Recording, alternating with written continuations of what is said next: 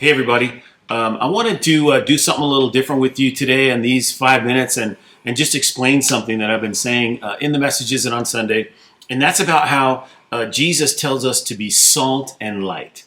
So let me read to you from Matthew 5, and we're going to read 13, 14, 15, and 16. And here's what it says. It says, "You are the salt of the earth, but if the salt loses its flavor, how will it be seasoned?" 14 and 15, "You're the light of the world. A city that is set on a hill cannot be hidden, nor do they light a lamp and put it under a basket, but on a lampstand, and it gives light to all who are in the house." Verse 16 says, "Let your light shine before men, that they may see your good works and glorify your Father in heaven." So salt and light is what God's called us to be. We don't want to be these kind of believers that are living in fear, that we're afraid of what the world's doing. We're afraid of what the devil's doing. That's not our concern. Our concern is to know what God is doing and be salt and light to this world who desperately need the message that we carry.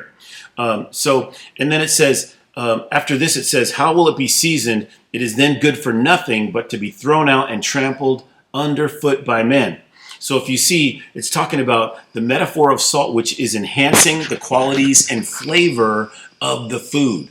The food is Jesus, and we are here to insult, to enhance, and to be salt, and to enhance the flavor of who Jesus is in the world, and to bring that message to people. It preserves the food and adds flavor. If it loses its flavor, it suggests that if we lose our distinctiveness, if we lose who we are, if we let the world impact and change the Bible rather than bringing that message of the Bible to change society, we lose that flavor. And so we've got to be committed to Jesus and committed to his word. Otherwise, it gets trampled underfoot, which means the world tramples down. We're disregarded as people of God. We're disregarded by society, which is where we are now.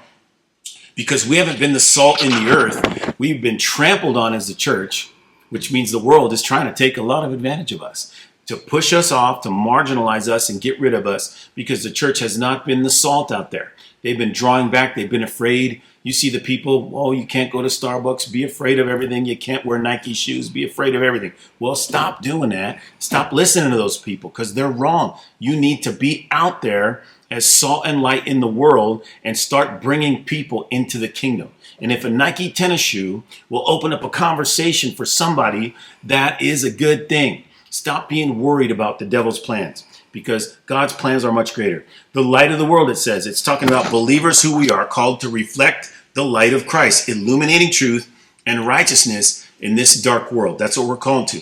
So you're going to take your gifts and your call, and you're going to be a light in the world. You're supposed to be in the world. We are not of it, but we're in it, and we're in it to win it, right? We're in it to win the lost. Be a lampstand. Be visible. Be prominent.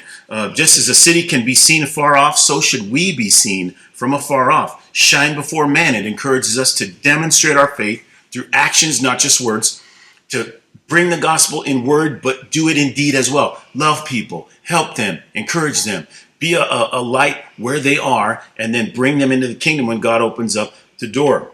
We're supposed to reflect God's love and character to people. Running away from the world is the exact wrong thing to do. Jesus came and he ran into the world. He ran into the darkest places. He ran into the religious places. He ran in with the message of freedom. And that's what I'm asking you to do. God's given you gifts. He's called you. Get out there in the world and bring somebody in. Stop running away.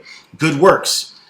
This is what we're supposed to do. Not only reflecting God's character, but living righteously in front of other people, showing people who God is in our own character. And lastly, shining our light to lead others into a relationship with Jesus. This is what God's called you to do. This is being salt and light in the earth. The flavor of God, the light of the gospel. And this is what God's given you gifts to do, to impact this world. Bring somebody to Jesus this month. Do something that God has called you to do. Don't be afraid. Love you. I hope that helps. And thanks for watching.